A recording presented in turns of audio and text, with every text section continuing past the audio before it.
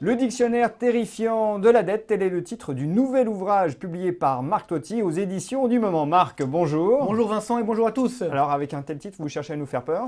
Non, non, pas du tout. Je pense que le vrai enjeu aujourd'hui, il est surtout de sensibiliser. Sensibiliser les Français, les dirigeants, pour une raison simple. C'est que d'ici la fin d'année 2013, début 2014, au plus tard, la dette publique française va atteindre 100% de notre PIB. C'est un niveau qu'on a atteint très rarement dans l'histoire. Jamais, c'est la première fois depuis la Seconde Guerre mondiale et depuis la Révolution française, 3 fois. Et à chaque fois, ça s'est quand même très mal terminé, soit par des guerres civiles, soit par des guerres tout court. Donc ça fait quand même un petit peu peur. C'est là l'enjeu terrifiant, il est là. Mais ce que je dis également, c'est qu'attention, il est important justement de comprendre ce qui est en train de se passer, de sensibiliser pour sortir de cette crise. Parce que le drame, c'est que très souvent on me dit « Oh mais tout de même 100% c'est pas grave, regardez aux États-Unis, etc. » Oui, c'est l'objection qu'on fait généralement. On dit quand un État est endetté, même si c'est de façon colossale, comme c'est notre cas, c'est pas très grave puisque c'est un État. Voilà, et alors j'ai envie de dire, j'ai même plus loin, c'est que la dette, je l'explique d'ailleurs, à la base c'est quelque chose de sain. C'est-à-dire que s'endetter ce n'est pas grave, mais il y a une condition sine qua non,